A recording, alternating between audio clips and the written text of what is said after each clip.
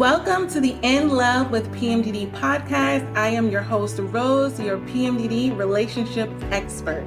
I have personally been suffering with PMDD for over 15 years and spent so much time desperately trying to navigate my intimate relationships, going from breakup to breakup, thinking that everyone else was the problem. I am now married to an amazing PMDD partner thanks to the PMDD-specific relationship tools that I have developed over the years, and now I am here to share them with you. Because I know that there is not much research available to PMDD partners, I am now dedicating my doctorate practice specifically for PMDD relationships. I am a traumatology doctoral candidate, and each week, I will be providing PMDD partners with my signature PMDD trauma transformational tools on how to effectively navigate an intimate relationship while having PMDD so that you can avoid the patterns of breaking up with your partner every single month and you can finally have the supportive relationship that we all desire and deserve. Thank you so much for spending time with me today. Now let's get into your weekly dose of PMDD relationship tools. We got this. I get it. Your partner triggered you. And guess what? 9 times out of 10, your partner is triggered too. So many times what we PMDD partners tend to not understand is that when we are triggered by our partners are probably triggered by us, but a lot of times partners of PMDD sufferers tend to hold in a lot of their anger. They tend to hold in a lot of their frustration because they're just trying to have good, not trying to shake things up. They're basically walking on eggshells. And I know this because I work with a lot of the partners of PMDD sufferers, and they're always telling me that they always have things that they're triggered by their partners, but they just don't say anything because they don't want that PMDD rage to come up. They don't want all of a sudden that they're told that they're doing something wrong. Or the most common one is when the partner tells the PMDD sufferer that they're triggered by something, they don't like something upsets them, then the PMDD sufferer begins to tell them that it's their fault. You know, you're the reason why my PMDD symptoms are that bad, or the only reason that I did this to you was because you did this. It's a lack of taking responsibility for the actions that us as PMDD sufferers do. And so what happens is the partners end up shutting down. And I want to let you know something first and foremost. Being triggered by your partner is not a bad thing. It's not a bad thing. But when you come to me as a couple or individually, you tell me that you're consistently getting triggered by your partner, what I want to ask first is, are we addressing what those triggers are? Because when you cover something up and you don't address it, it's just going to happen again. And a lot of times, if it's something that needs to be addressed, it's going to keep showing up in different areas of your life in different scenarios. You're going to keep being in conflict with your partner about this particular thing until you pay attention to it, until you actually deal with it. So what I strongly suggest all of my private clients to do is to have a PMDD mashup session with me. And basically what that is going over all of your triggers in my presence while we're connecting so that I can be able to kind of be a referee so that no one gets that, what it really is, it's emotional abuse, because it's telling the person that they're wrong, you're stonewalling them, that they shouldn't feel that way. And we all know that when we're in PMDD, we don't want to be told that we should just suck it up. We don't want to be told that we should be able to handle it. We should be able to get past it. We should be able to ignore it because we know that's not the case. And I don't blame a lot of PMDD partners because earlier in our journey, even my PMDD partner, he's a Marine, right? So we're both in the military. I'm in the Army. He's in the Marine Corps, and we're both used to pushing past pain. We're both used to just sucking it up and getting the job done. That's what we're bred to do. You know, he's been in for over 20 years. I've been in for 19 years. Like, that's what we're bred to do. But PMDD has a way of taking you down, right? It's not about, push the pain. For number one, it lasts for 14 days. So a lot of the times when we're talking about, your partner may be talking about like a headache that you have or a stomach ache or something if you have an event to go to. But the idea that you can push past the pain that lasts continuously for 14 days, it's not a thing. And it took my partner about a good 8 months, 8 rounds of PMDD for him to recognize, like, wait a minute, this is not her. Like, she really can't push past this, because what begins to happen when your partner thinks that you can push past it and you're just choosing not to, it's almost like you're telling them they're choosing their suffering. It's almost like you don't care about them enough if you're not able to get over your PMDD. Or if you really love them, you would be able to look past your PMDD and be loving and do all the things. And that's not the case. So partners have a lot of resentment towards the PMDD sufferers, and they hold it in because it's not a good feeling. It's kind of like when we're in PMDD and we have these really negative feelings towards our partner, we don't really want to voice it. It feels icky, it feels bad, but it is there. So when we have these sessions with my private clients and we really talk about, I do 2 kinds of sessions. I do one where I'm just talking to the PMDD partner, right? Because I find that they're able to just tell me openly and honestly without any kind of backlash, any kind of lashing out, what they're really feeling. And the problem is, once we get finished with the sessions, is that the PMDD sufferer doesn't know that. They don't know that their partner is suffering a lot of times because they're holding it in. And they're holding it in because they love you, because they care about you, because they want to experience the good days and they don't want to add to the bad days.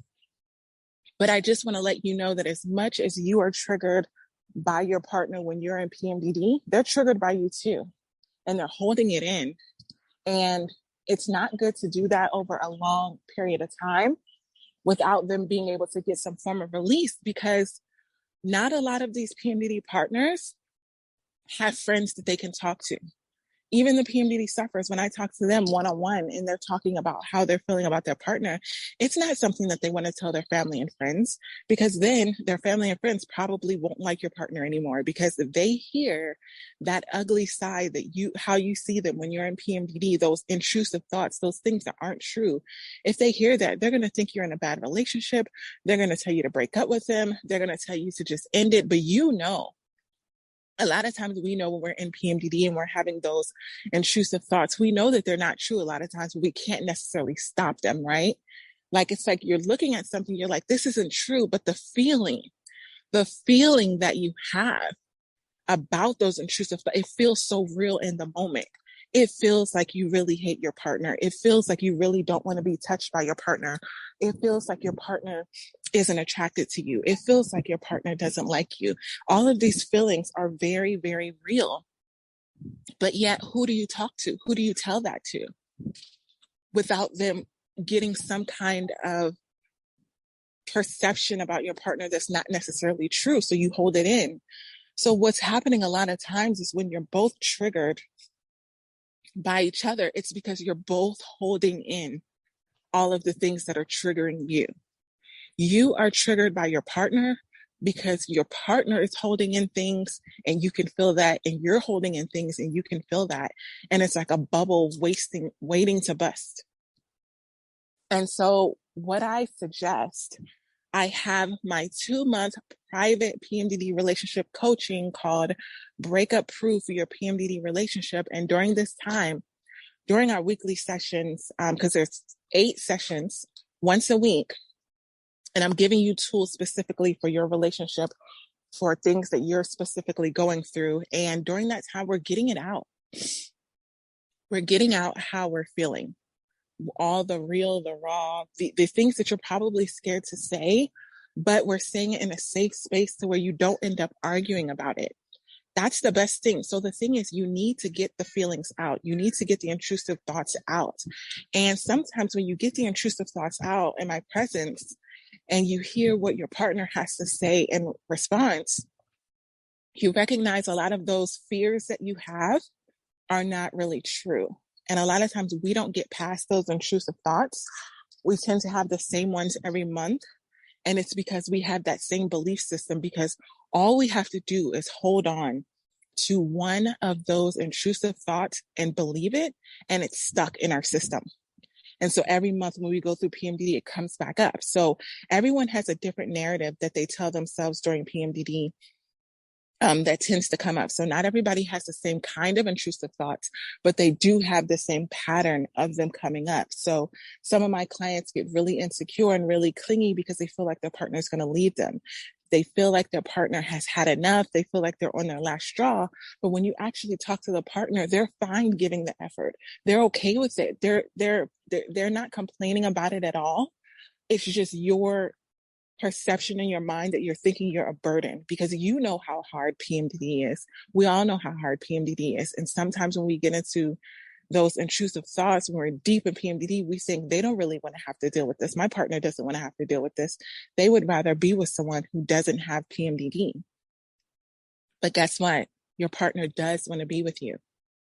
And that's something that what we have to do is have you adopt a new belief system. So it's not about just telling you that, oh, your intrusive thoughts are a lie. That's very easy to do. It's like a quick fix. Like someone can tell you, don't believe the intrusive thoughts. And it's like, okay, easier said than done, right? Like you can read a book, you can read an article, and they can literally tell you the way to get past these intrusive thoughts, they're all lies, don't believe it, and that's it. Well, you read it and then you still believe it. So what we do in our private sessions is we go deep into digging it up into what that belief system is tied to, and we create a new belief system and we build on that. It's like getting something up from the root. If you want something to come for all of you plant-based out there that are doing the plant life, which I see a lot of that going around, if you want to get a weed out, if you want to get a bad thought out, you can't just cut it, because it's just going to grow back every single month. And that's what happens in PMDD.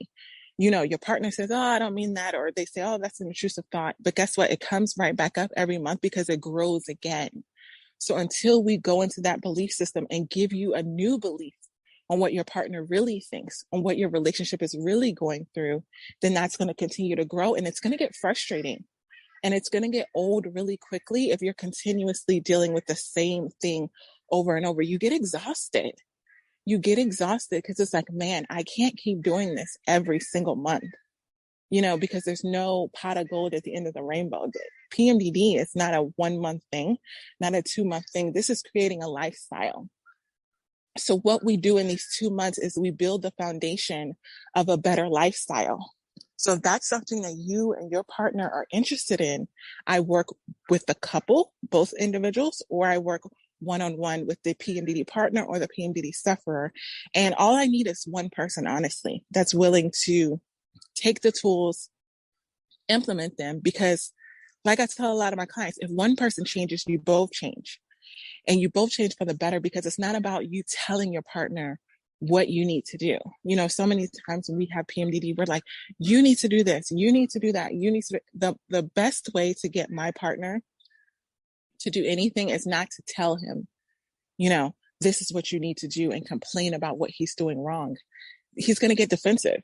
He's going to shut down and start telling me what I'm doing wrong. And that's what happens when you trigger each other. You tell the person, oh, you do this. Oh, I'll give you a perfect example. My partner's snoring. Everyone knows. If you've been listening to my stories on Instagram, if you don't follow me on Instagram at In Love with PMDD, you need to follow me. I give stories every day, free tips every single morning on my walk with Mr. Leo, which I'm doing right now. I actually I'm recording this podcast while I'm on a walk with my dog. And it's because the last podcast that I did, my heartfelt message to PMDD partners, I got so many reviews, so many messages. I've been talking to you on Instagram so much about that one episode. And I remember I was so nervous because I've never recorded a podcast while I was walking. And I was like, oh, I have to wait till I get back. But I literally got the message while I'm walking. And I get a lot of my messages while I'm walking. I even done some sessions with clients while I'm walking, because I don't know if it's the endorphins or I don't know what it is, but I tend to get a lot of inspiration while I'm moving. And so when we went on to that episode, and we were really talking about what it means when your partner is triggered and you don't know what to do about it. And so what happens is you go months and months and months, and you feel like you need to just give up, because you don't see an end in sight. During these sessions, the partner actually said, I feel like I've given everything I can give. I've done everything I can do. And now it's just, if you have those threats in your relationship when you're arguing and it's like, oh, well, we should just break up. One of those times your partner may just say, okay. And that's scary. That's scary to think that, one time that your fears can actually come true, because we all have those fears that our partner's going to break up with us and they're going to have enough and all of the things, but they haven't done it yet. So sometimes we can get a little bit comfortable with like throwing out those threats and saying, well, maybe we should just break up. But I remember the first time I said that to one of my partners that I've had in the past, and they said, okay. And my heart dropped and I was like, what? Like, I couldn't believe that they were actually taking me up on that offer. And it was because it had been so long of going through the exact same thing that they really just didn't have the bandwidth to continue to suffer like that. And so they needed to find a way out. But like I was telling you before, when we dealt so much with my PMDD partner, where there was a thing about the snoring, right? So I literally said, I'm like, hey, I'm a light sleeper. I can't go and like just hear the snoring, right? So I start to tell my partner what he's doing wrong, but it wasn't in a sense of blaming, but I guess it came off like that.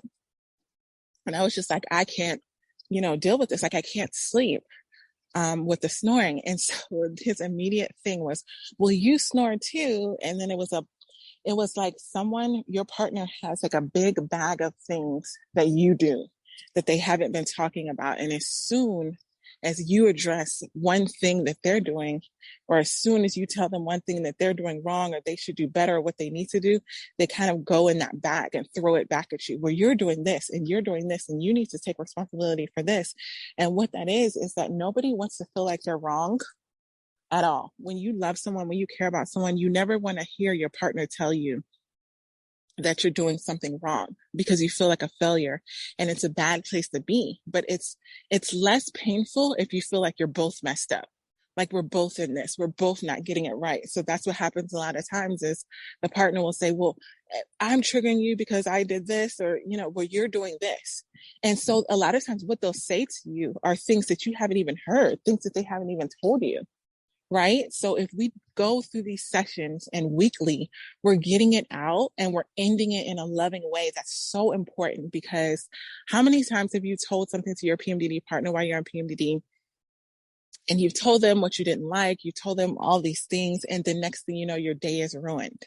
Whatever you had planned, if you decide to go, like, you guys are not connected, you're not having fun, you're going through the motions, and you're just not going to have a good time. And then you're going to tie that to talking about your feelings. You're going to tie it to, I should have never talked about my feelings. I should have never told them what was on my mind. I should have never done it.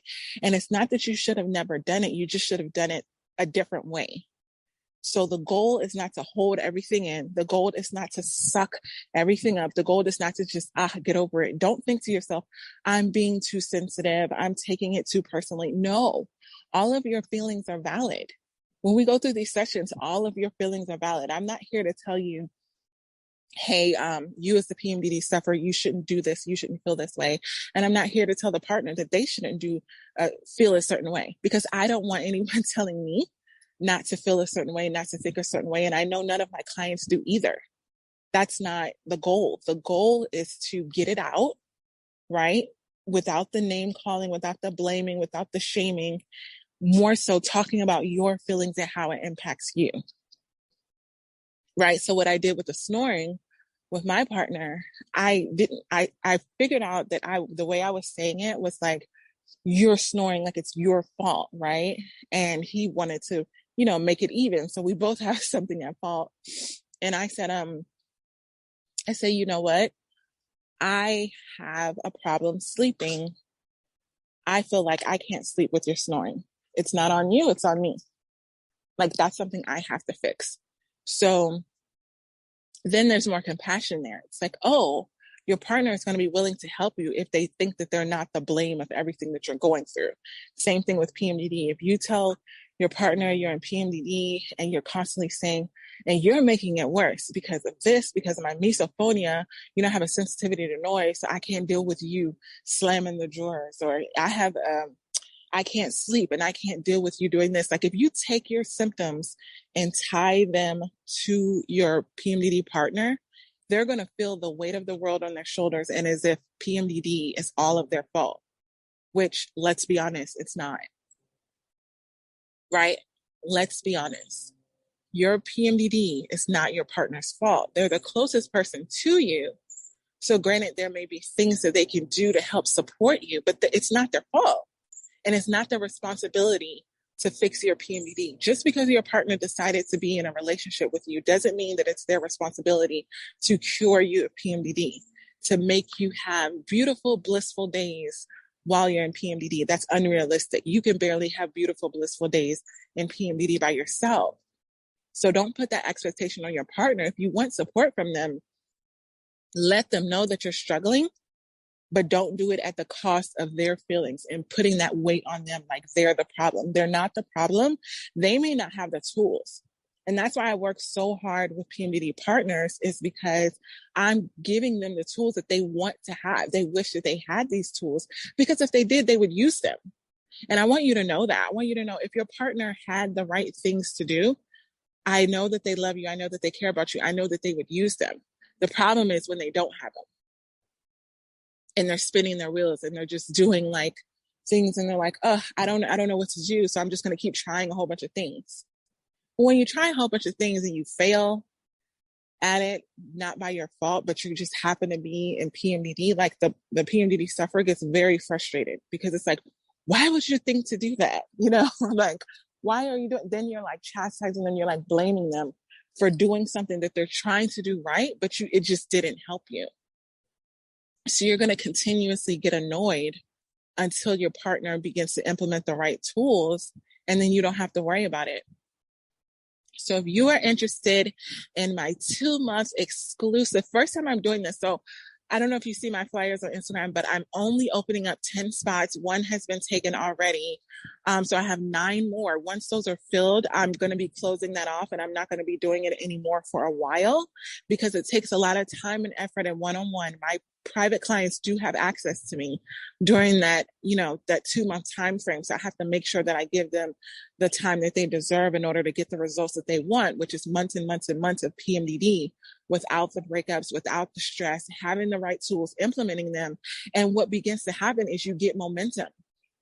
Once my private clients have 1 month of PMDD and they haven't really gone off on each other, they've been able to communicate better, they've gotten the rage out, they don't feel like they're walking on eggshells.